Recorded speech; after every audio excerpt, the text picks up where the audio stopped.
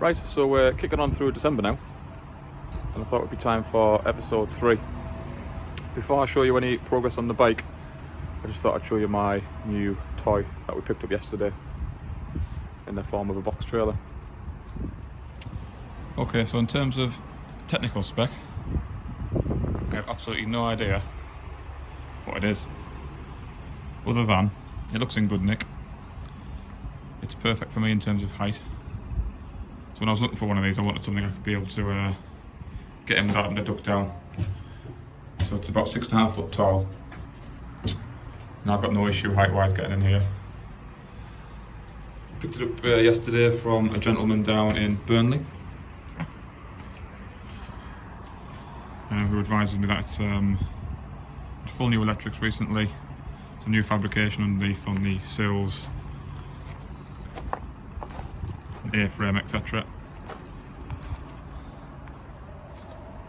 And overall it looks in really good nick.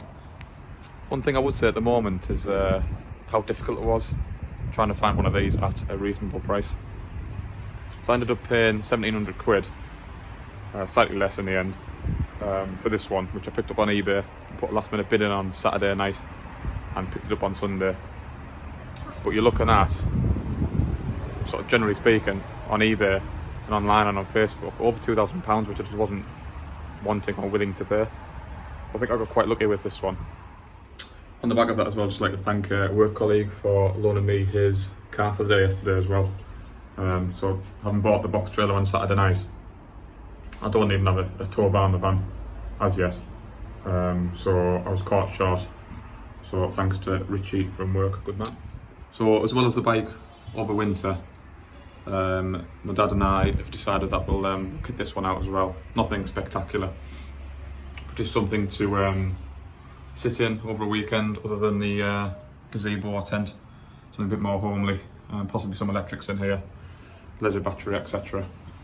I'm going to somehow try and get a door in, because at the minute we've only got the rear door, ramp door, which will be ideal for the bike, but not ideal to have it open all day if it's below average weather, which I'm sure we'll encounter next year. Okay, so in terms of the bike, over the past couple of weeks it's been a case of creating a rolling chassis. So the first task at hand was to get the swing arm back in the bike with some new bearings in there, which I'm going to do throughout the rebuild. Shocks were put back on, a relatively easy task, but those shocks do look great alongside the frame, as you can see. Start to receive some parts back from Fast Bike Servicing, which is a company based in Catterick run by Michael. I gave him various parts to clean up for me and Cerakote for me, and they do look great. So as you can see, we're just putting those parts back together. New headstock bearings in there as well.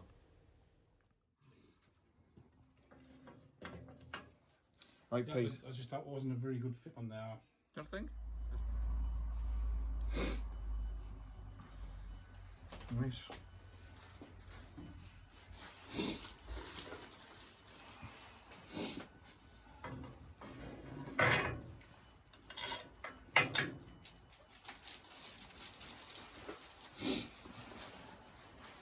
Dust seal. Yeah, go for it. And you should have them somewhere.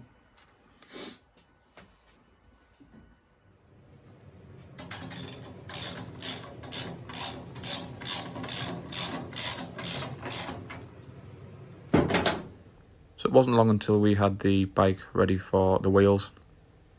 Forks were put back in, which again look great in the black alongside the frame. Quite happy with how they came out. And next it was a case of put the new wheel bearings in each wheel alongside the captive spacers.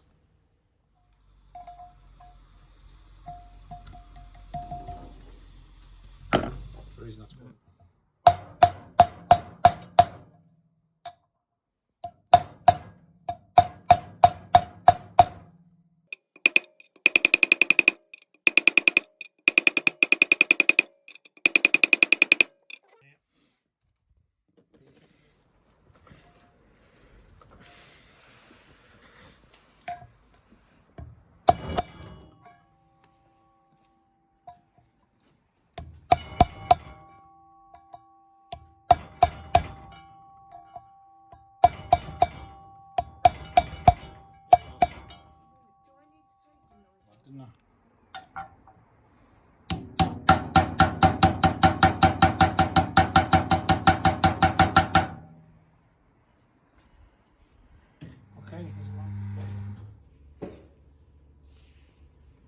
Again, thanks to Steve at National Bike Tyres in Newton Aycliffe for popping the tyres back on the wheels. But before putting the wheels back on the bike, it was a case of drilling the swing arm and utilising a tap and die set just to install the rear shark fin.